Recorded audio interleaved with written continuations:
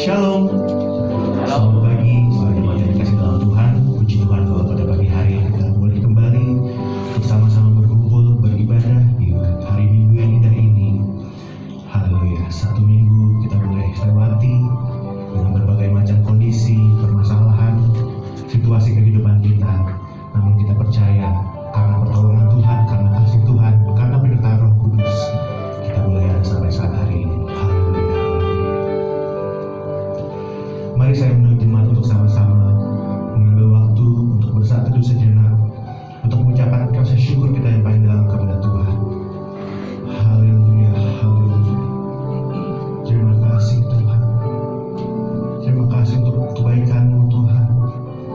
Terima kasih atas pertolongan-Mu Tuhan. Atas penyertaan-Mu ya Roh Kudus. Haleluya, haleluya. Amin. Terima kasih Tuhan.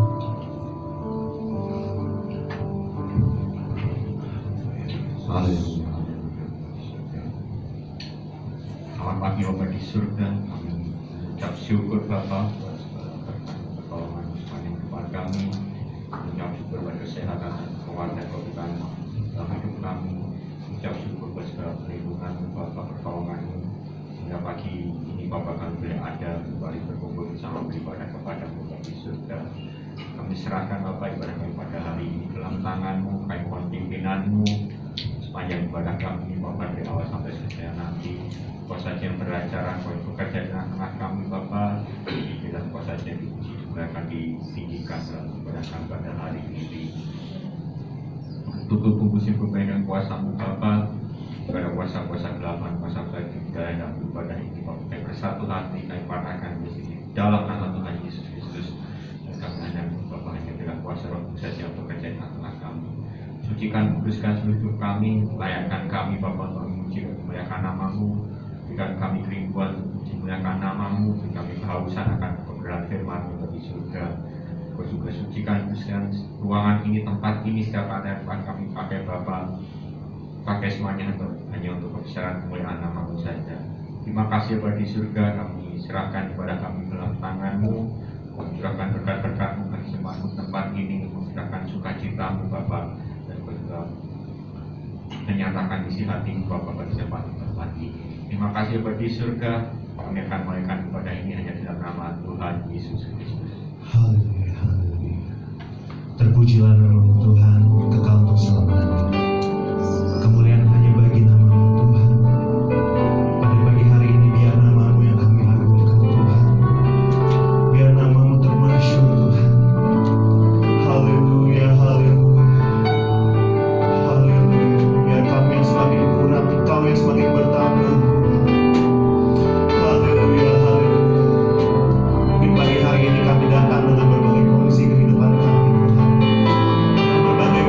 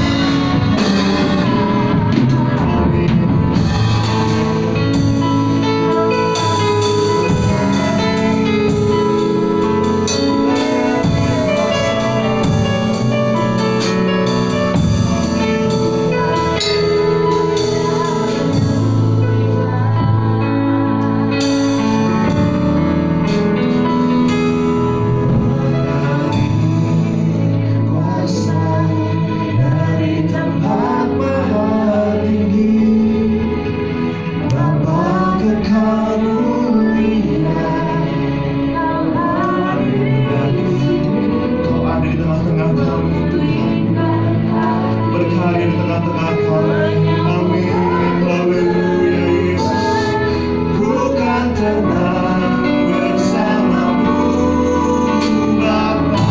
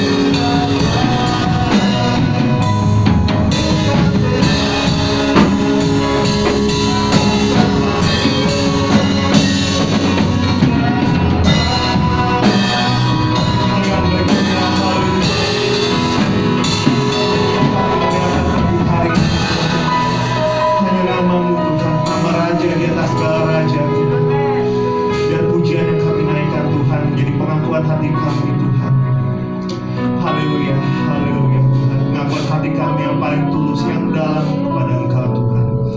Biar pujian ini Tuhan boleh berkenan di hadapan-Mu, boleh menjadi persembahan Tuhan bagi nama-Mu Tuhan. Dan kami siap untuk memuji memuliakan nama-Mu lebih dan lebih lagi. Hanya di dalam nama Tuhan Yesus Kristus kami berdoa, ucap syukur, haleluya, amin, haleluya, haleluya, haleluya. Saya yakin dan percaya kabar kita semua baik-baik di tempat ini dan berkat luar biasa oleh Tuhan. Kita mau suarakan haleluya bersama-sama 3 kali. 1, 2, 3. Haleluya, haleluya, haleluya. Naikkan pujian ini, kami terima bersama Tuhan. Haleluya. Sambil kita lambaikan tangan kita kiri kanan.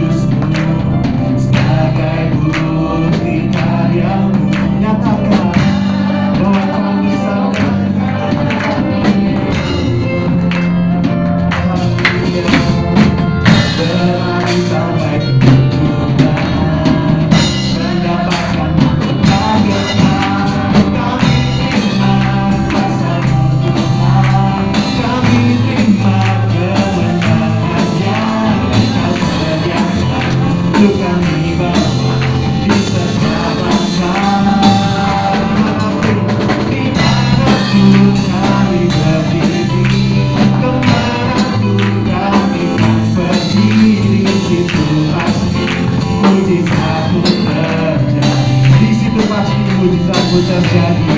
Di situ pasti mujizatmu terjadi. Di situ pasti mujizatmu terjadi. Di situ pasti mujizatmu terjadi. Kita mengatakan, oh betapa dalamnya kebaikan, betapa dalamnya kasih setiamu, betapa besarnya kebaikan hidup, dipenuhi kemuliaan-Mu, indahnya oh Yesus. Oh betapa dalamnya, amin, kasih setiamu, betapa besarnya kebaikan hidup, dipenuhi kemuliaan-Mu, indahnya oh Yesus. Sempurnalah, sempurnalah kehidupanku, Engkau hadir dalam hatiku, Kau perhatikanku setiap waktu. Oh dunia kasih setiamu, betapa besarnya kebaikan-Mu, hidup dipenuhi kemuliaan-Mu, indahnya oh Yesus. Katakan hidupku, hidup dipenuhi kemuliaan-Mu, indahnya oh Yesus. Hidupku, hidup dipenuhi kemuliaan-Mu, indahnya oh Yesus. Haleluya, haleluya. Dengan berkat kembali, kita mau siapkan hati kita untuk menerima kebenaran firman Tuhan. Kita mau datang duduk tenang di altarnya. Haleluya, haleluya, haleluya, haleluya.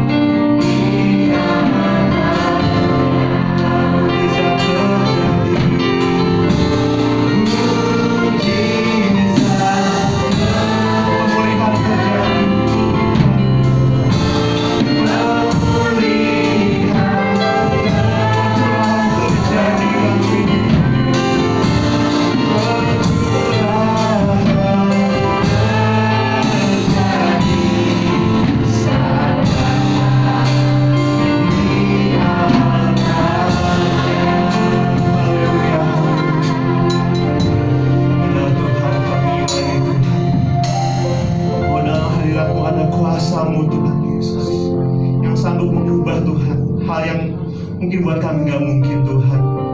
Karena bagi-Mu tiada yang mustahil Tuhan. Karena Engkau Allah yang luar biasa dalam kehidupan kami. Engkau Allah yang besar Tuhan. Dan sebentar kami akan duduk tenang Tuhan, mendengarkan firman-Mu. Roh Kudus, mohon buat kami mengerti, dan biarkan hati kami Tuhan boleh menerima firman-Mu. Jadikan hati kami tanah yang subur untuk siap ditumbuhi oleh firman-Mu Tuhan. Dan juga Tuhan, kami akan memberikan korban persembahan. Kiranya Engkau berkati korban persembahan kami, biar kami boleh memberikan dengan hati yang penuh sukacita Tuhan. Berkati juga hamba-Mu yang akan melayani Engkau dalam firman-Mu. Engkau berkati hamba-Mu, Engkau urapi hamba-Mu lebih dan lebih lagi. Dan kami siap untuk memberikan persembahan dan mendengarkan firman-Mu. Hanya di dalam nama Tuhan Yesus Kristus kami berdoa. Haleluya. Mari kita duduk. Shalom.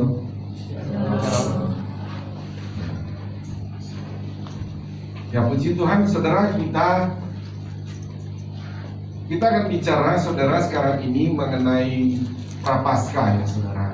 Saya menyetop dulu membahas tentang misi kita, di mana kita masih membahas tiga poin, empat poin, di mana kita masih akan membahas tentang menjangkau domba yang tidak bergembala dan mencari tempat pengembalaan, dan kita akan membahas tentang bagaimana saudara, misi kita itu adalah saling mengajarkan kebenaran firman atau saling sharing dan akan saling mendoakan.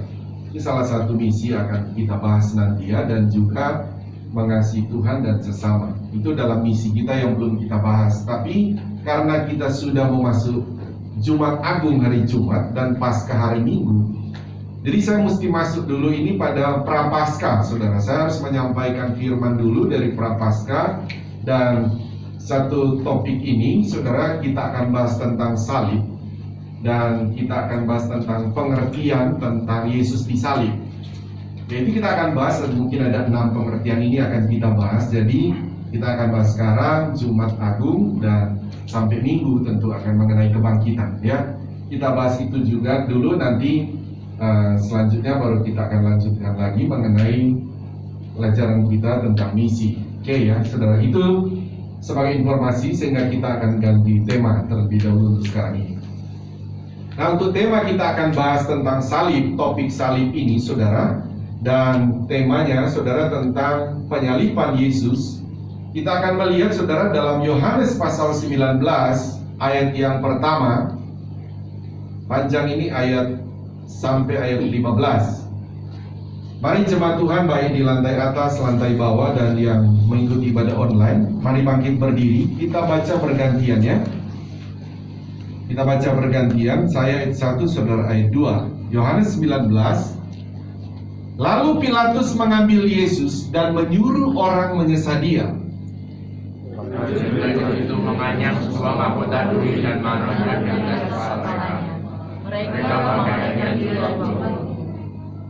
Ayat 3, dan sambil maju ke depan mereka berkata, "Salam, hai Raja orang Yahudi."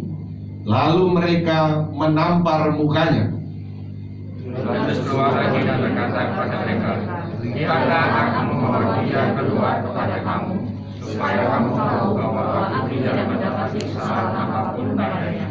Ayat 5, lalu Yesus keluar bermahkota duri dan berjubah ungu. Maka kata Pilatus kepada mereka, "Lihatlah manusia itu." Tinggallah membunuh kepala dan penjaga-penjaga itu dengan dia. Mereka salibkan dia. Kata Pilatus kepada mereka, "Ambil dia dan salibkan dia, sebab aku tidak mendapati kesalahan apapun padanya." Ayat 7, jawab orang-orang Yahudi itu kepadanya, "Kami mempunyai hukum Taurat ya, dan menurut hukum Taurat itu ia harus mati, sebab ia menganggap dirinya sebagai anak Allah." Ketika Pilatus mendengar kata itu, betapa takutlah dia. Lalu Ayat 9, lalu ia masuk pula ke dalam gedung pengadilan dan berkata kepada Yesus. Pilatus berkata, "Dari manakah asalmu?" Tetapi Yesus tidak memberi jawab kepada Pilatus.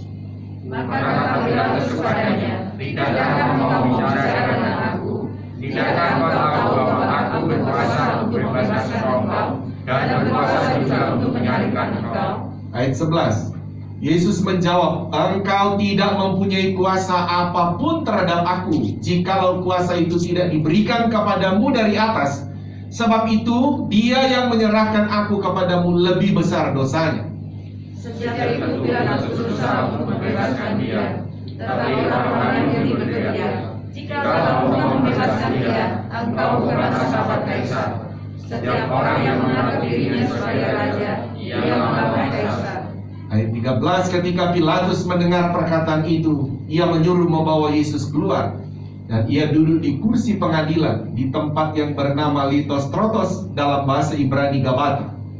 Hari itu adalah hari persiapan Paskah, kira-kira jam 12, kata Pilatus pada orang-orang Yahudi itu, inilah rajamu. Ayat terakhir bersama-sama 1, 2, 3. Maka berteriaklah mereka, enyahkan dia, enyahkan dia, salibkan dia. Kata Pilatus kepada mereka, haruskah aku menyalibkan rajamu? Jawab imam-imam kepala, kami tidak mempunyai raja selain daripada Kaisar. Amin. Tuhan berkati, silakan duduk kembali. Terima kasih jemaat Tuhan. Kita akan bahas begini, saudara, mengenai pengertian Yesus disalib. Penting saudara untuk, memang saudara ketika selamat, saudara harusnya percaya dulu kepada Tuhan. Tanpa saudara harus berkata, saya mesti mengerti dulu semuanya, baru saudara percaya. Saudara tidak ada satu orang akan mampu mengerti semua isi firman Tuhan sampai akhirnya dia mati. Tidak ada. Tetapi kalau untuk engkau selamat, engkau hanya percaya saja dulu. Selanjutnya firman Allah berkata engkau harus jadi murid. Perlu untuk engkau harus belajar dan mulai mengerti tentang firman Allah. Nah, sehingga saudara, saya berkata di sini, saudara membahas, kita akan bahas tentang 6 pengertian tentang Yesus disalib. Kita harus mengerti. Sehingga kalau kita membaca tadi, kenapa bisa terjadi saudara antara orang Yahudi, para imam, dan juga ada orang-orang yang berteriak kepada Yesus, saudara, supaya salibkan dia, salibkan dia. Ini kan karena apa saudara? Karena ada kebenaran firman Allah yang tidak dimengerti.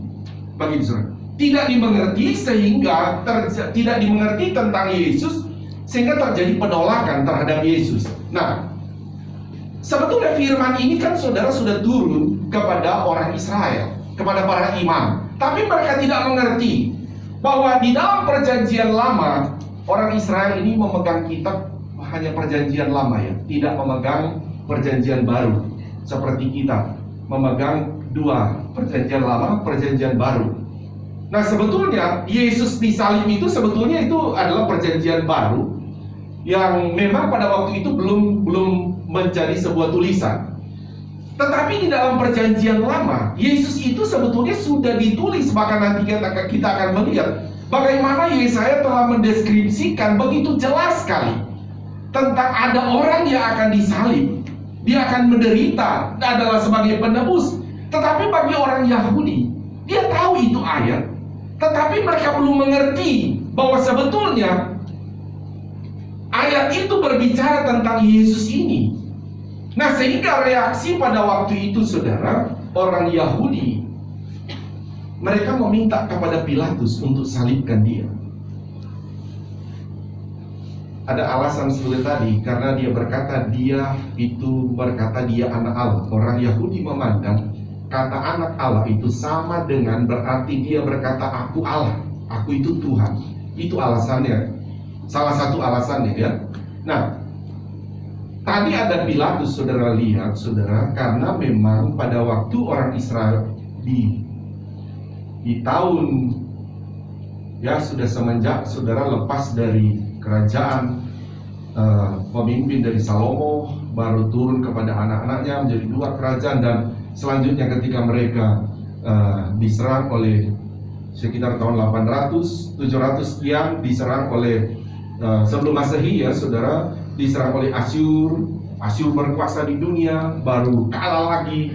Ada kerajaan baru, Babil, saudara, kerajaan Babil berkuasa lagi, kalah Asyur, dan posisi orang Israel ini terus dalam jajahan.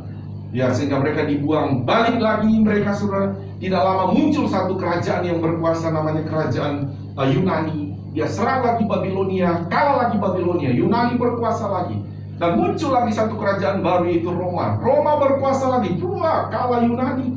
Dan Israel terus dalam jajahan. Nah, peristiwa Yesus waktu disalib itu berada pada posisi kerajaan Romawi yang berkuasa. Ya, ketika kerajaan Romawi berkuasa, dia punya daerah-daerah, ada gubernur-gubernur yang ditempatkan oleh kaisar daripada Romawi. Nah, di Israel ini ada kaisar tadi yang berkuasa. Nah, kaisar ini gubernur ini, saudara Pilatus ini, mereka berkata, kalau kamu tidak mensalibkan dia, kita akan kasih tahu kepada kaisar. Kamu ini seperti membela orang yang bersalah. Begitu. Takut juga si Pilatus. Dia takut juga. Dia berkata, aku tidak menjumpai kesalahan apapun kepada dia. Tidak ada salah apapun. Saya sudah cari kesalahannya. Karena gubernur itu, Pilatus itu, dia punya orang-orang yang ahli hukum untuk melihat salahnya di mana secara undang-undang Romawi. Dan mereka tidak mendapatkan. Tapi mereka berkata, kami punya hukum agama. Dia telah bersalah. Kenapa? Karena dia berkata dia itu Tuhan. Nah, Pilatus berkata, ya kalau begitu kamu hukum saja dia. Jangan pakai hukum kami. Oh, mereka tuntut, tidak. Dia harus dihukum secara Romawi. Orang Israel tidak punya hukum yang menghukum orang dengan salib. Jadi menggunakan pakai hukum Romawi. Sedikit tekanan kepada Pilatus, saudara. Sehingga Pilatus, ya sudah kalau kamu maunya begitu. Nah, dalam hal ini, saudara kita harus, saya akan membawa saudara. Satu sisi, saudara, kita kalau melihat begini, aduh kenapa ya? Kenapa kok tidak dibela oleh pengikut Yesus pada waktu itu? Kok kenapa pada waktu itu juga ada Pilatus sebagai tentara Romawi, sebagai perwakilan daripada kaisar Romawi yang sebetulnya dia berkuasa total pada waktu itu. Tapi kenapa seolah-olah Tuhan tutup? Pilatus pun hanya berdiam, oke dah kalau kamu mau hukum. Dan bagaimana dengan pada waktu itu sudah banyak pengikut Yesus? Kenapa tidak ada pembelaan di sana? Nah, saudara, disinilah saya bilang kita harus belajar bagaimana pengertian tentang Yesus disalib. Dia akan kita bahas. Poin yang pertama ini adalah begini, saudara. Pengertian yang pertama kita bahas mengenai Yesus disalib adalah tentang penggenapan dari nubuatan firman Allah dalam perjanjian lama. Nah, begini. Jadi saya bilang tadi, di dalam perjanjian lama sudah ditulis tentang bagaimana ada anak yang lahir, ada seorang yang akan disalib nanti. Dan itu orang Israel sebetulnya mencari-cari nubuatan itu mana. Nah, bagi kita, saudara, jemaat Tuhan yang ada pada saat ini, pertama tentu poin ini saya akan membawa saudara supaya memiliki pengertian ini. Ya, memiliki pengertian ini supaya dengan tujuan begini, saudara. Saudara akan melihat tentang Yesus disalib. Tidak hanya melihat dari satu sisi di perjanjian baru. Saudara akan melihat juga alurnya itu sudah ada dalam perjanjian lama. Tariknya begitu, saudara. Ya, makanya saya selalu menghimbau jemaat Tuhan di tempat ini, saudara minimal membaca satu pasal satu hari. Kalau bisa saudara urutin dari perjanjian lama sampai perjanjian baru. Ya, karena itu ya kalau saudara bilang abjad kita itu A sampai Z ya dari perjanjian lama, perjanjian baru. Saudara nggak boleh ambil satu sajalah di akhir atau apa di tengah ada atau masih ada huruf yang hilang, nggak boleh. Jadi perjanjian lama, perjanjian baru itu satu mata rantai terus begitu, saudara. Nggak boleh ada yang putus. Baru saudara akan memahami nantinya ya. Oke, kita akan lanjut. Saya akan bawa saudara begini. Bagaimana supaya saudara memiliki pengertian dulu, saudara? Pengertian supaya begini, ketika kelak saudara dan saya melihat salib, mungkin ada di rumah saudara. Saya sudah pernah mengajarkan salib itu memang tidak boleh disembah ya. Tapi minimal menunjuk kepada kita. Pertama, identitas iman kita sebetulnya, saudara. Identitas iman kita bahwa sebetulnya bukan kepada salibnya itu, tapi orang yang ada di salib itu, kan begitu. Siapa yang disalib itu? Dan ketika kita melihat salib juga, saudara, terlebih kita memperingati tentang Paskah atau Jumat Agung, ini kan memperingati tentang peristiwa Yesus disalib 2000 tahun lalu. Saudara tidak hanya sekedar melihat, oh Yesus itu disalib, oh kita mau ibadah Jumat Agung karena ada peringatan tentang Yesus disalib. Tentu ada banyak pengertian-pengertian di dalam salib itu, saudara, di dalam salib itu yang kita memaknai nanti dalam sebuah pengertian itu.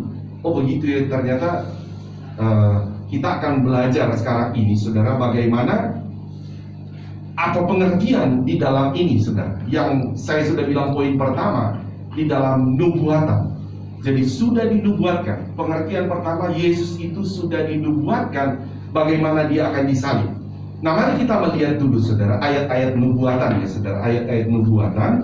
Dan pertama sekali lagi ini untuk memunculkan pengertian buat saudara. Sehingga kalau sedikit saudara lihat, aduh, saya kayaknya tidak terlalu membuat saudara, oh saya sedang sakit nih, harusnya saya dengar khotbah kesembuhan, atau saya sedang tertutup jalan ekonomi, saya sudah dengar mujizat nih. Mungkin tidak ke sana, tapi sekali lagi ingat saya menaruh poin di sini tentang pengertian. Saudara dapat dulu pengertian supaya tujuannya adalah timbul iman sebetulnya di sini.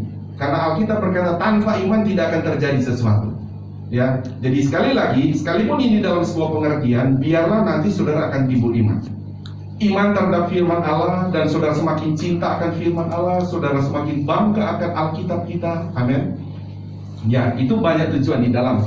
Oke, mari kita lihat dulu, saudara. Dalam kitab Mazmur 55. Mari kita lihat ayat 13 sampai 15. Coba munculkan ayatnya ya. Mazmur 55 ayat 13. Mari kita baca. Saya akan ajak saudara terlibat membaca. 1, 2, 3. Kalau musuhku yang mencela aku masih dapat menanggungnya. Tapi kalau pembenciku yang membesarkan diri terhadap aku masih dapat menyembunyikan diri terhadap dia. Tetapi engkau orang yang dekat dengan aku, temanku dan orang kepercayaanku. Kami yang bersama-sama bergaul dengan baik dan masuk rumah Allah di tengah-tengah keramaian. Saudara perhatikan ini ya, saudara. Ini sebetulnya ayat nubuatan. Di dalam Alkitab ada begini, saudara. Ada perumpamaan yang kadang-kala saya sudah jelaskan, saudara. Ada Tuhan kadang-kala pakai pohon, perumpamaan domba yang hilang, mina, dan macam-macam perumpamaan. Itu perumpamaan sebuah cerita yang kadang-kala saudara mau cari sebuah kenyataan, sebenarnya tidak. Tapi karena cuma digadakan perumpamaan. Tapi ada perumpamaan yang betul-betul dipraktekkan oleh orang, tapi dijadikan perumpamaan. Nah, kalau ini saudara, ini kan Daud dengan namanya Absalom anaknya. Ini kan kalau cerita saudara tarik di atas itu Daud, dia sebenarnya menceritakan Absalom ini anaknya. Tetapi di dalamnya itu sebetulnya menubuatkan bagaimana saudara Yesus itu yang dikhianati oleh Yudas sebetulnya. Nah, gitu saudara ya. Nah, kita balik lagi melihat bagaimana di dalam saudara, pengertian kita, saudara, tentang perjanjian lama. Ketika saya beritahu begini bagi saudara, oh di dalam Alkitab ternyata Yesus itu yang mau disalib sudah dikasih tahu begitu. Coba dijawab dulu yang tadi saudara, nanti dijawab di Matius ya. Di Matius, dia dijual oleh kawannya sendiri kan, yaitu Yudas, digenapi dalam Matius ya, pasal 26 ayat 47. Matius 26 ayat 47 ini agak panjang tapi tidak bisa baca semua ya, sampai 50 10 ayat ya. Saya baca saja begini. Waktu Yesus masih berbicara, datanglah Yudas, salah seorang dari ke-12 murid itu, dan bersama-sama dia serombongan besar orang yang membawa pedang dan pentung. Disuruh oleh imam-imam kepala dan tua-tua bangsa Yahudi. Begini ya, kalau dulu Absalom sama-sama Daud, sama-sama berperang, pokoknya dekat begitu. Setelah itu Absalom sebenarnya dia memberontak. Dia pergi, dia ajak orang-orang lain, dia mau geserkan, saudara, mau geserkan bapaknya itu, Daud itu. Nah itu ceritanya. Nah ini juga Yudas sama. Setelah dia pergi, dia kasih tahu imam-imam, dia kasih tahu orang lain bahwa bagaimana Yesus itu, dan dia akan jual. Nah itu ya, saya bilang tadi jadi sebuah perumpamaan tentang peristiwa Daud dan Absalom. Ayat 48. Orang yang menyerahkan dia telah memberitahukan tanda ini kepada mereka. Orang yang akan kucium itulah dia. Tangkaplah dia. Terus Dan segera ia maju mendapatkan Yesus dan berkata, "Salam Rabi," lalu mencium dia. Tetapi Yesus berkata kepadanya, "Hai teman." Nah, itu kan tadi kita sudah baca di dalam Mazmur, itu temannya, akrab, bermain gitu ya. "Untuk itukah engkau datang?" Maka majulah mereka memegang Yesus dan menangkapnya. Ayat 51. Tetapi seorang dari mereka yang menyertai Yesus mengulurkan tangannya, mengulus pedangnya, dan meletakkan kepala kepada hamba imam besar sehingga putus telinganya. Maka kata Yesus kepadanya, "Masukkan pedang itu kembali ke dalam sarungnya, sebab barang siapa menggunakan pedang akan binasa oleh pedang. Atau kau sangka bahwa aku tidak dapat berseru kepada Bapa supaya ia segera mengirim lebih dari 12 pasukan malaikat membantu aku? Aduh, jika begitu bagaimanakah akan digenapi yang tertulis dalam kitab suci?" Nah, ini dia yang mengatakan bahwa harus terjadi demikian. Stop dulu di sini. Jadi, bagaimana saya katakan tadi? Jadi kalau kita melihat, saudara, sebab dikatakan, saudara, akan digenapi yang tertulis dalam kitab suci. Jadi sudah ditulis memang, sudah ditulis di kitab suci dalam perjanjian lama. Ya, dikatakan bahwa memang sudah demikian, Yesus itu akan disalib. Ya, Yesus akan disalib. Jadi bagi kita sebetulnya begini, saudara. Kalau saudara lihat, saya membaca dalam Yohanes pasal 19, orang Yahudi menolak, merasa terhina. Ini kok dia ini mewakili Mesias atau mewakili Raja, itu mempermalukan kita. Tetapi saudara, bagi kita sebetulnya sekarang, justru itu menjadi satu kebanggaan. Makanya saya sering berkata begini, Yesus itu disalib. Kalau di pandangan orang Yahudi justru mereka malu, karena Allah kok dia katanya Mesias, dia itu kok Raja, dia itu katanya mau bela kita, tapi nggak berdaya apa-apa. Itu bagi pandangan orang Yahudi dulu. Tetapi saudara, bagi kita sekarang sebagai orang percaya, itu satu kebanggaan Yesus disalib. Karena kalau Yesus tidak disalib, tidak ada namanya saudara orang mau percaya pada Yesus itu akan selamat. Tidak ada. Atau karya penyelamatan Tuhan itu kan puncaknya di atas kayu salib. Itu mengenai nanti kita akan bahas pada poin penebusan. Jadi orang Yahudi memandang satu kehinaan sebetulnya Yesus disalib. Makanya kan kalau kita lihat dalam Yohanes tadi, saudara, dia berkata begini, balik ke Yohanes 19 dan ayat 3 berkata begini, dan sambil maju ke depan mereka berkata kepada Yesus, ya, "Salam, hai Raja orang Yahudi." Itu menghina. Itu ucapan menghina, bukan berarti, salam Raja orang Yahudi. Ini sambil maju ke depan, "Salam, hai Raja orang." Ini menghina, saudara. Itu menghina kepada Yesus. Setelah itu mereka berkata apa? Lalu mereka apa? Menampar mukanya. Jadi dari pandangan mereka bahwa Yesus disalib ini, saudara, satu hinaan sebetulnya. Tetapi bagi kita, saudara, di mana kita melihat Yesus disalib ini adalah satu penggenapan rencana Allah yang luar biasa yang harus terjadi. Inilah satu kebanggaan bagi kita. Nah, kita melihat lagi, saudara, kita melihat lagi begini. Kita langsung melihat ke dalam Mika saja. Mika pasal 5 ayat 1, saudara. Mika pasal 5 ayat 1. Jadi kita akan supaya mendapat pengertian dari perjanjian lama, saudara, baru kita akan lihatkan di perjanjian baru. Ayat 1, mari baca bersama-sama. 1, 2, 3. "Tetapi engkau, hai Betlehem Efrata, hai yang terkecil di antara kaum-kaum Yehuda, daripadamu akan bangkit bagiku seorang yang akan memerintah Israel, yang permulaannya sudah sejak purbakala, sejak dahulu kala." Oh, ayat satunya, sudah digabung ya.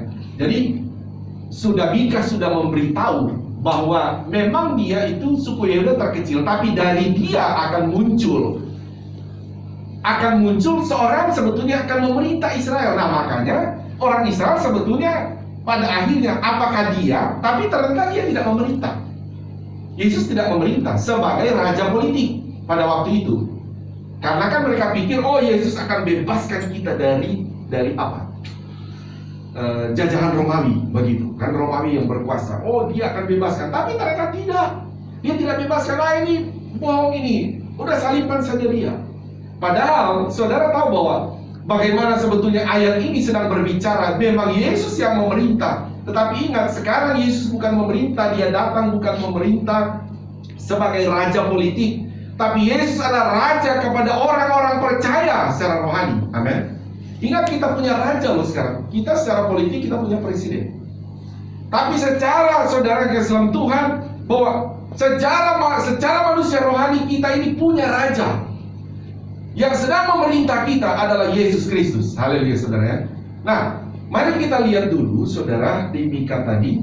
Tapi saya minta dulu membaca juga Yesaya 50 ayat 6. Ini kita sudah memulai melihat bagaimana Yesaya mulai mendeskripsikan tentang Yesus itu di dalam perjanjian lama ya saudara.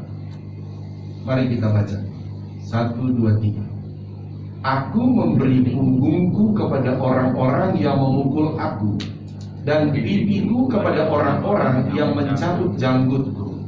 Aku tidak menyembunyikan mukaku ketika aku dinodai dan diludahi. Jadi sudah dikasih tahu dulu sudah. Dan kita akan melihat dalam perjanjian baru memang Yesus itu dipukul, ditarik janggutnya, diludahi. Dan lebih jelas lagi di dalam Yesaya. Saudara lihat dulu dalam Yesaya pasal yang ke-52. Yesaya 52 ayat 13 sampai 15. Terus ya saudara, ingat saudara, saya sudah mengajar saudara supaya timbul pengertian tentang Yesus disalib, bahwa dia itu memang sudah dinubuatkan untuk disalib. Mari baca 1, 2, 3. Sesungguhnya hambaku akan berhasil. Jadi dia pasti berhasil saudara untuk melewati itu. Terus ia akan ditinggikan dan juga disanjung dan dimuliakan. Ini bicara Yesus ya. Ayat 14, 23. Seperti banyak orang akan tertegun melihat dia. Begitu buruk rupanya, bukan seperti manusia lagi, dan tampaknya bukan seperti anak manusia lagi. Stop dulu di sini. Jadi bagaimana di dalam perjanjian lama sebelum Yesus itu betul-betul nyata disalib, memang di zaman itu kan orang mau cari kan. Yesaya sudah menubuatkan dan dia berkata pokoknya orang ini nanti dia akan disalib itu. Pokoknya mukanya dikatakan mukanya begitu buruk, begitu buruk mukanya. Dikatakan lagi bukan seperti manusia lagi. Kenapa saudara? Karena memang Yesus itu kan saudara di zaman Romawi ini. Jadi contoh begini, kenapa dia bilang begitu buruk rupanya? Karena saya mau jelaskan di sini, karena pada waktu di perjanjian baru, deskripsi apa yang dibilang di Yesaya ini, mereka tidak mencatat lagi. Oh mukanya buruk, tidak. Lebih banyak, baik Matius, Markus, Lukas, ya, Rasul Paulus menulisnya adalah tentang bagaimana tujuan Yesus itu sudah menggenapi nubuatan, bagaimana tujuan dia untuk menebus dosa manusia. Lebih banyak ke situ. Tapi bagaimana, karena ini sebuah nubuatan, Yesaya mau memperlihatkan, ya firman Allah melalui Yesaya memperlihatkan bagaimana dia nanti itu akan jadi apa dia punya muka. Jadi dikatakan bahwa bagaimana dia menjadi buruk mukanya, tidak seperti manusia lagi, dikarenakan begini saudara, bahwa Yesus kan pada waktu dia sebelum mati di atas kayu salib, dia akan berjalan, pikul salib. Dia bukan cuma seperti itu, dicambuk lagi dari keluarnya dari Yohanes 19 tadi. Setelah Pilatus menyerahkan dia saudara untuk menuju ke salib, itu lagi apa saudara? Mereka minta supaya tentara Romawi menghajar Yesus itu, mencambuk dia. Itu bukan cambuk pakai ikat pinggang dicambuk saudara, tetapi cambukan dari Romawi itu adalah begini saudara, bahwa seperti ya mirip-mirip cambuk sapi, tapi dia sebenarnya kayak ada pegangan, tapi ada tali di ujung. Di pegangan, ada satu tali ke ujung, saudara, dia pancang. Nah, itu tali itu, saudara, di tali setiap tali dia punya besi kayak pancingan ya, saudara, agak lebar. Nanti dia kayak pancingan, jadi banyak besinya. Jadi sekali pukul, dia kalau dipukul, pukul.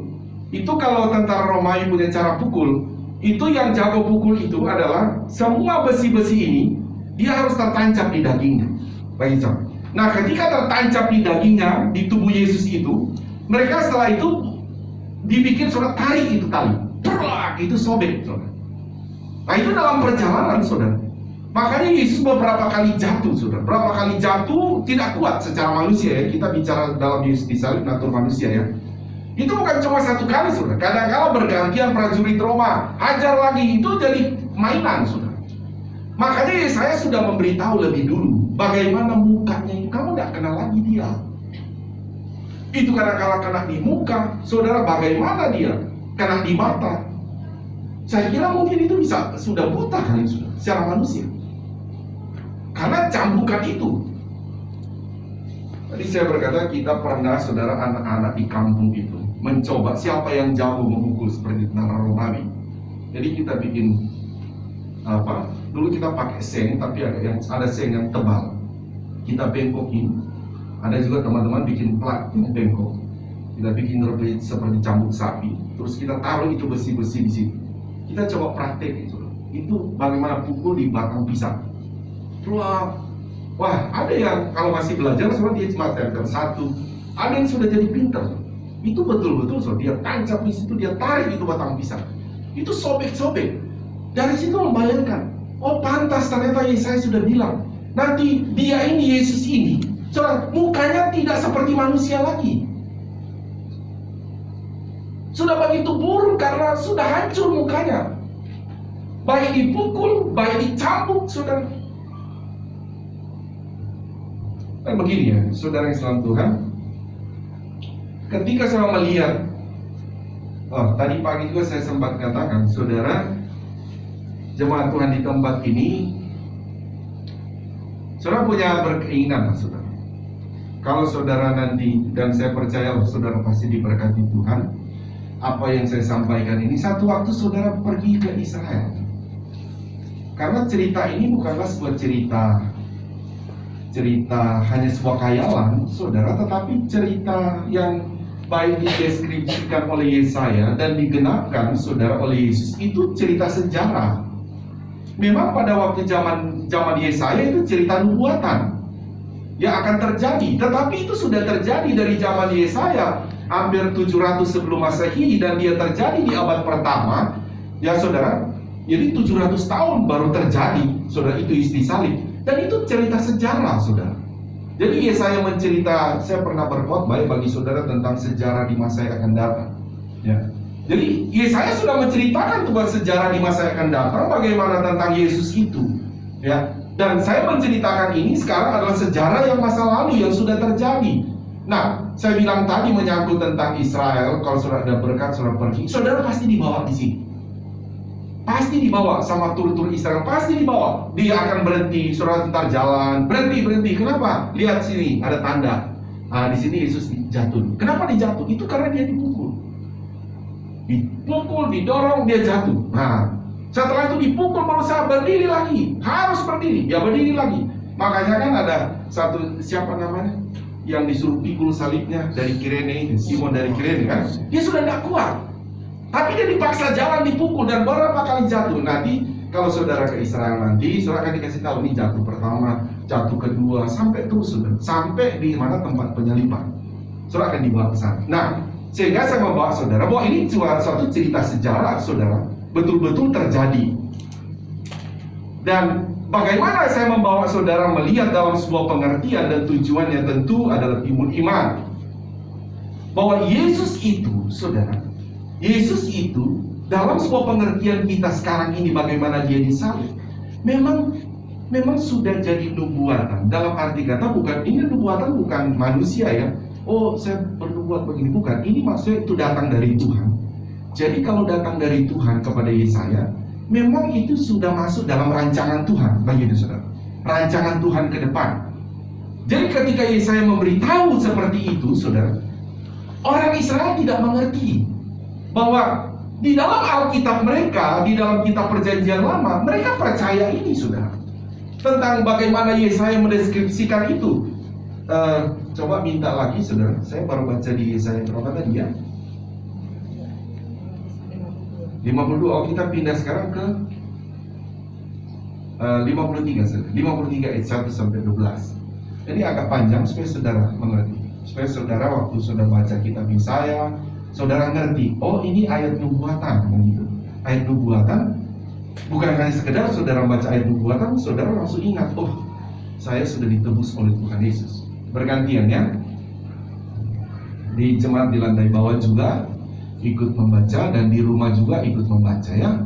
Saya baca ayat 1 surah itu. Siapakah yang percaya kepada berita yang kami dengar, dan kepada siapakah tangan kekuasaan Tuhan dinyatakan? Sebagai talu yang tumbuh dan berbuah, dan sebagai bulan Ia tidak tampak dan semarahnya pun tidak ada sehingga kita memandang dia, dan juga memuliakan sehingga kita menyembahnya. Ya, oke, dalam sekali lagi saya masih terus membawa saudara ini pengertian ya, jadi saudara mulai ngerti. Saudara mulai ngerti dalam arti kata begini, saudara. Oh ini yang saya bilang tadi, bagaimana saya mendeskripsikan orang yang 600-an tahun kemudian tentang Yesus itu ya. Nah ayat 2, ayat 3. Ia dihina dan dihindari orang. Seorang yang penuh kesengsaraan dan yang biasa menderita kesakitan. Ia sangat dihina, sehingga orang menutup mukanya terhadap dia, dan bagi kita pun dia tidak masuk hitungan. Tapi sesungguhnya hanya kita yang dan saat kita yang membunuhnya, padahal kita mengira dia kena tulah, dipukul dan dibilas. 5, tetapi dia tertikam oleh karena pemberontakan kita, dia diremukkan oleh karena kejahatan kita. Ganjaran yang mendatangkan keselamatan bagi kita ditimpakan kepadanya, dan oleh bilur-bilurnya kita menjadi sembuh. Kita sekalian sesat seperti domba, masing-masing mengambil jalan sendiri. Tetapi Tuhan melimpahkan kepadanya kejahatan kita sekalian. Dia dianiaya, tetapi dia membiarkan diri ditindas dan tidak membuka mulutnya seperti anak domba yang dibawa ke pembantaian. Saya stop dulu ya. Jadi saya tahu kalau anak domba mau dibawa ke pembantaian, mereka memang ikat dia, sudah ikat. Biasanya domba itu juga akan mengelak, tetapi mereka akan paksa dia, tarik begitu. Saudara. Jadi itu menggambarkan, Yesaya menggambarkan seperti itu.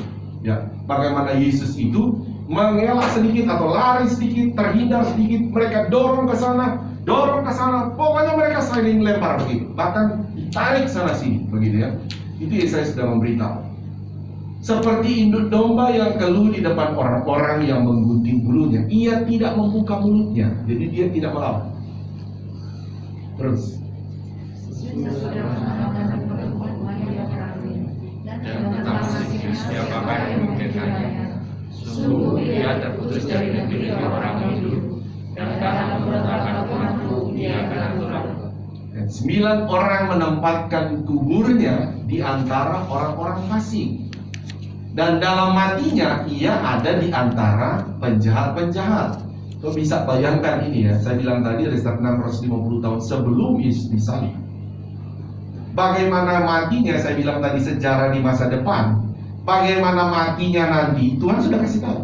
Makanya dalam hal begini sudah. Sebenarnya saya pernah katakan, saya pernah khotbah itu, tapi mungkin satu waktu saya khotbahkan lagi ya, sejarah di masa depan. Soalnya kita mau apa nanti, mau kemana nanti, Tuhan, kita sebetulnya di mata Tuhan sudah terjadi. Haleluya, sudah terjadi. Mau berapa orang di GPD Salom Kota Wisata yang masuk surga, Tuhan sudah tahu berapa orang. Saya percaya semua orang di sini, amin. Kita pasti masuk. Jadi itu Tuhan ya. Nah, Yesus mati itu dikatakan sudah di antara orang fasik dikuburkan, dan juga dia disalibkan di antara orang-orang yang orang berdosa, ya, di penjahat itu, karena satu dari antara perampok itu. Sekalipun ia tidak berbuat kekerasan dan tipu tidak ada dalam mulutnya, mulut Yesus. 10.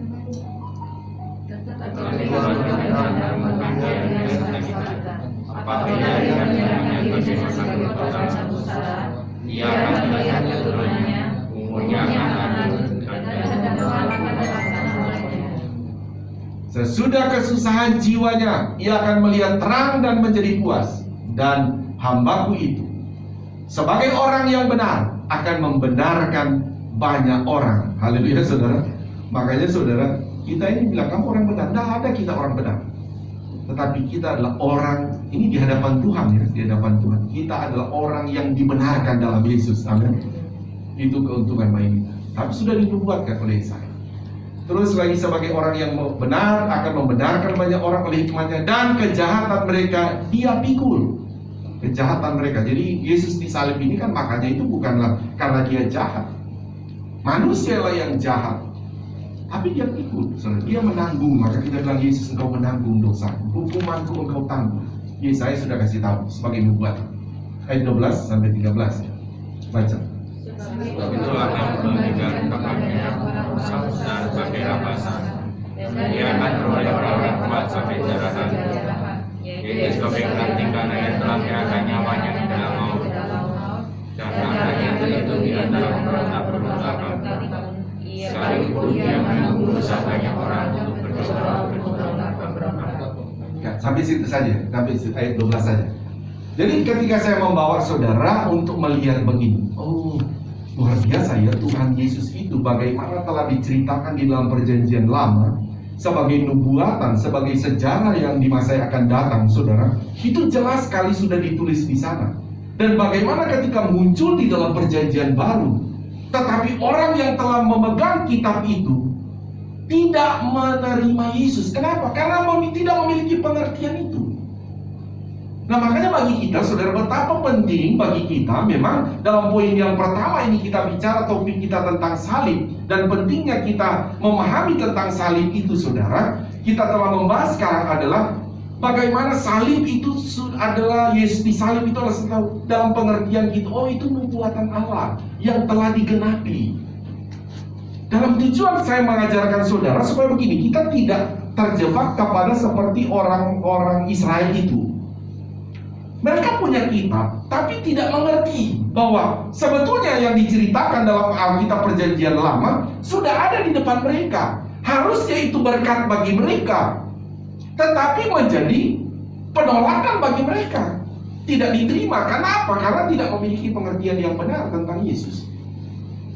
Nah, saya pun menyampaikan ini bagi jemaat Tuhan dengan sebuah tujuan, supaya jemaat Tuhan ketika saudara, biasanya kita, saudara, tentang Yesus disalib ini, kadangkala kalau saudara tidak memahami dengan pemahaman yang benar, orang luar, di luar iman percaya kita, mereka akan berkata, ya, Tuhanmu kok disalib, Tuhanmu kok telanjang, Tuhanmu kok kesakitan, Tuhanmu kok dipukul, Tuhanmu kok terkutuk, begitu. Nah, ini kan cara pandang mereka tanpa ada pengertian yang benar. Nah, kalau orang Kristen ini tanpa ada pengertian yang benar, takutnya dia berkata, oh iya ya, kok Tuhan saya kok begitu ya? Nah, gitu. Padahal itu dengan tujuan akan menebus kita. Tapi bagi kita yang telah mengerti, memiliki pengertian yang benar tentang Yesus disalib itu, justru kita akan balik. Oh, kami bersyukur Yesus itu mati. Kami bersyukur Yesus itu disalib. Kami bersyukur dia itu dicambuk. Kami bersyukur dia disebut itu terkutuk. Karena kalau tidak Yesus lakukan, itu terjadi bagi kami. Itu ucapan-ucapan itu melekat kepada kami.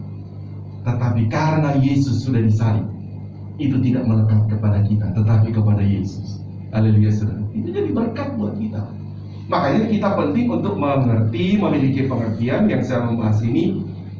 Pengertian Yesus disalib itu adalah tentang penggenapan nubuatan Allah. Oh, satu lagi saya mau bahas, saudara. Dalam Bilangan 21, Bilangan 21. Sorry. Tadi belum kasih ayat penggenapannya ya, saudara. Sorry. Saya baru menjelaskan, tapi saya munculkan ayat dulu ya, sedikit saja.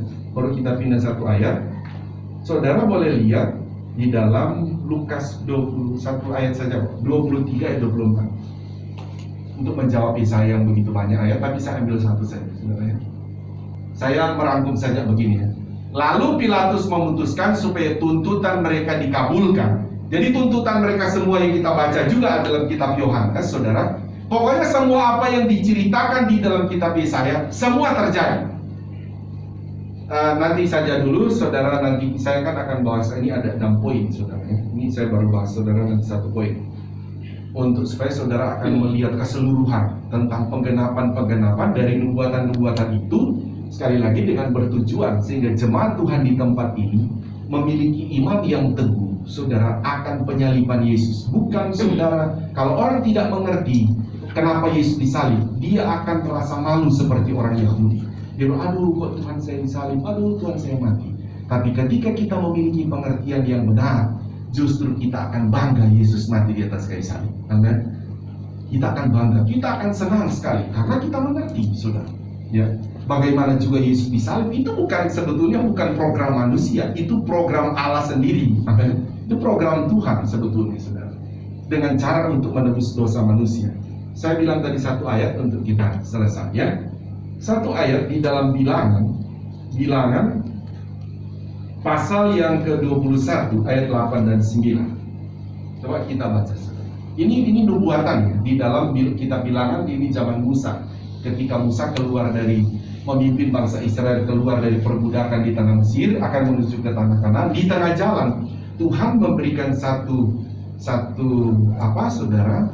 tipologi bagi mereka atau satu antitipe begitu dalam satu peristiwa, tapi menuju kepada Yesus. Nah, ini juga orang Israel memahami bahwa ada satu orang akan terjadi seperti itu, tapi mereka karena tidak memiliki pengertian sehingga justru harusnya itu berkat, tapi mereka menolak. Coba kita baca karena cuma 2 ayat bersama-sama ya. 1, 2, 3. Maka berfirmanlah Tuhan kepada Musa, buatlah ular tedung dan taruhlah itu pada sebuah tiang. Maka setiap orang yang terpakut jika ia melihatnya akan tetap hidup. 9. Lalu Musa membuat ular tembaga dan menaruhnya pada sebuah tiang. Maka jika seseorang diparut ular dan ia memandang kepada ular tembaga itu, tetaplah ia hidup. Jadi begini, ketika bangsa Israel keluar dari tanah Mesir, di padang gurun itu ada ular-ular yang mereka itu ngumpetnya itu di dalam pasir. Ular tedung ini. Nah, ketika orang Israel berjalan, itu ketika ular tedung patok, saudara, itu ular itu berbisa. Itu rata-rata orang mati. Pokoknya dipatok ular itu mati. Terus orang Israel, Musa pun datang, Tuhan, kenapa ini seperti ini? Ini ular bicara dosa, saudara. Dosa membawa pada kematian, kan begitu. Nah, Tuhan bilang, Musa, dirikan satu tiang. Nah, di situ nanti kamu bangun ke ular tembaga. Nah, saudara, nanti kalau saya ulang lagi, kalau saudara ke Israel, nanti selesai dari Israel, biasa mereka akan mengakhiri kita di Jordania. Nah, di Jordania itu, saudara, di situ ada dibawa ke satu gunung. So, di situ akan ada satu tiang dan ular tembaga. Nah, ini mirip dengan kalau saudara lihat di kedokteran ada lambang itu ya, dia ada ular gitu ya. Nah, itu diambil dari situ. Maksudnya adalah saudara, setiap kita, maksud saya berkata ini, kalau saudara nanti ke Israel terus ada tiang, saudara jangan langsung cuma ingat sebatas oh ini lambang yang digunakan di kedokteran, obat-obat gitu ya. Jangan sampai di situ saja. Karena itu saudara, dikatakan pada waktu orang Israel terpakut ular itu, siapapun yang melihat ke situ, dia tidak mati. Karena rata-rata orang kalau dipatok ular pasti mati. Ini melambangkan suatu tipologi sebetulnya Yesus. Yesus itu saudara disalib, di atas salib nanti. Siapapun saudara, orang yang berdosa, percaya kepada Yesus, lihat dan percaya kepada Yesus, dia tidak akan mati di neraka, tapi dia akan hidup kekal di surga. Amin. Nah, ini saudara pengertian kita memahami tentang Yesus disalib.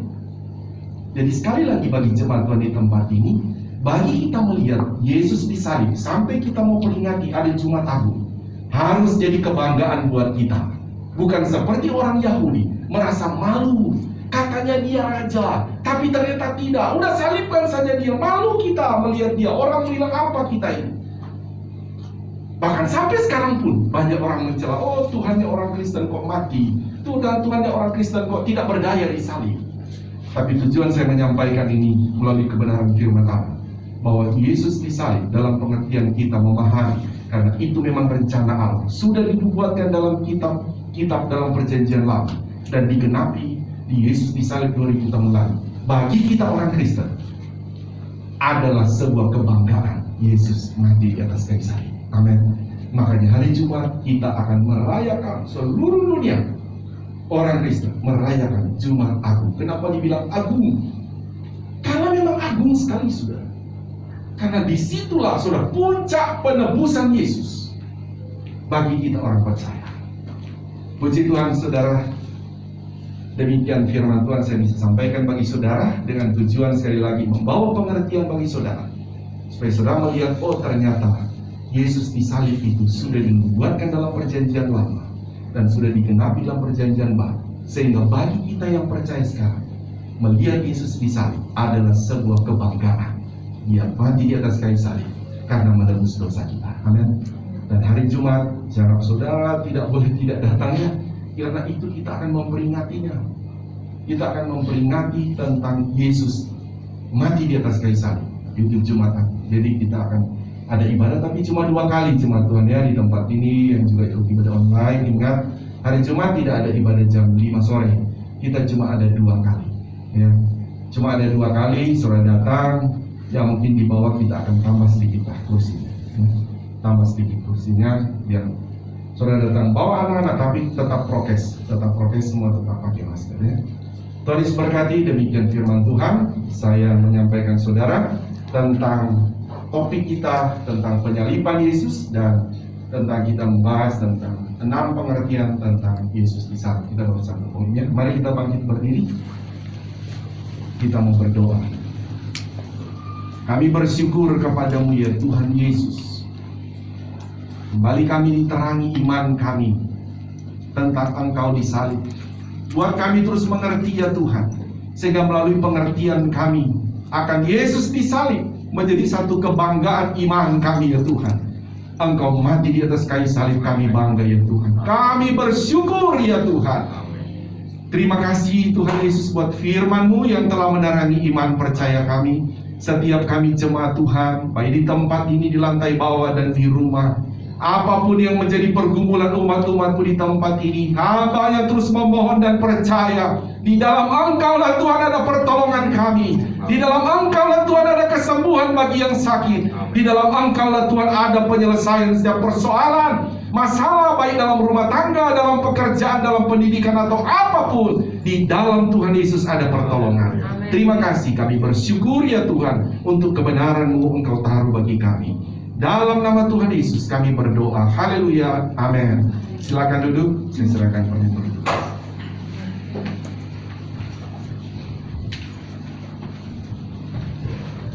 Terima kasih untuk pelayanan Bapak Gembala atas pelayanan firman-Nya. Tuhan Yesus memberkati Bapak dan keluarga. Dan terima kasih juga untuk setiap pelayan yang telah bertugas pada pagi hari ini, mulai dari pelayan musik, worship leader, singers, multimedia, protokol kesehatan, dan bahkan kita semua yang telah hadir. Kita telah sama-sama ikut serta melayani Tuhan di tempat ini. Dan kita akan mendengarkan pengumuman untuk kegiatan gereja kita selama sepekan ke depan. Ya, untuk persembahan ya bagi jemaat yang mau melakukan transfer, bisa ditransfer ke rekening BCA 12814555872 atas nama Bapak Didi Chandra Dinata. Dan bagi jemaat yang mau mentransfer persembahan pembangunan untuk pembelian ruko, bisa ditransfer ke rekening BCA digital 000937261639 dengan kode bank 501 atas nama Bapak Aditya Sumirat.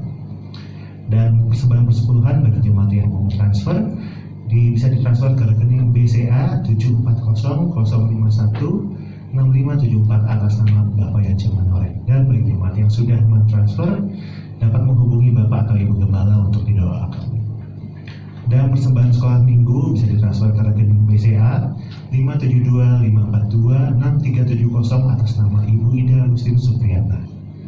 Dan kemudian besok kita memasuki doa puasa mingguan pada hari Senin yang sebelumnya dilakukan pada hari Jumat.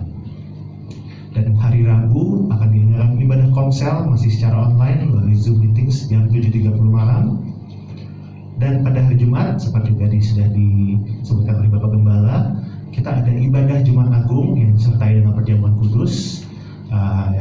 Jamnya adalah jam 7 yang pertama, dan ibadah Jumat Agung yang kedua pada jam 9 di gereja, dan jam 5 itu hanya online, tidak ada yang onsite ya. Jadi Jumat 15 April diharapkan seluruh jemaat bisa mengikuti ibadah ini. Kemudian masuki hari Sabtu ada doa pagi, masih dilakukan di rumah masing-masing online jam 7 sampai jam 8. Kemudian sorenya ada ibadah pemuda dan remaja IMB di gereja jam 6.15.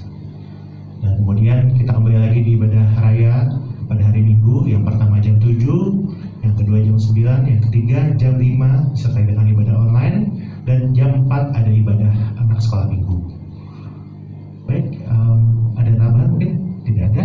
Jika tidak ada, kita akan bagi diri, kita akan mengakhiri ibadah pada pagi hari ini. Doa akan ditutup oleh doa. Mari kita semua Tuhan berdoa. Bersama jemaat-Mu ya Tuhan, kami berdoa pertama untuk pemerintah kami. Kau taruh kami di negara Indonesia ini. Mereka sedang memimpin kami. Taruh hikmat-Mu bagi presiden, wakil presiden, para menteri-menterinya ya Tuhan, TNI, Polri, bahkan para tim-tim medis Tuhan, dari pusat sampai daerah. Tuhan berkati mereka dengan hikmat-Mu, kekuatan kesehatan perlindungan-Mu, sehingga kami yang hidup di negara ini ya Tuhan, kami terus hidup di dalam Engkau. Kami terus Tuhan hidup melakukan aktivitas kami, terlebih memuliakan Engkau dengan bebas. Terima kasih ya Tuhan. Demikian hamba berdoa kepadamu, kami jemaat-Mu di tempat ini. Tuhan, kembali kami akan melakukan aktivitas kami masing-masing sepanjang minggu ini. Tuhan, kami mohon pengurapan-Mu mengurapi kami, sehingga kami beraktivitas, kami dalam tuntunan Tuhan, kami dalam hikmat Tuhan, kami dalam perlindungan Tuhan, dan Tuhan yang buat berhasil apa yang kami kerjakan. Tuhan buat berhasil pendidikan anak-anak kami. Tuhan buat berhasil setiap rumah tangga kami. Sampai Tuhan datang kedua kali, kami semua masuk dalam kerajaan-Mu yang kekal. Terima kasih ya Tuhan.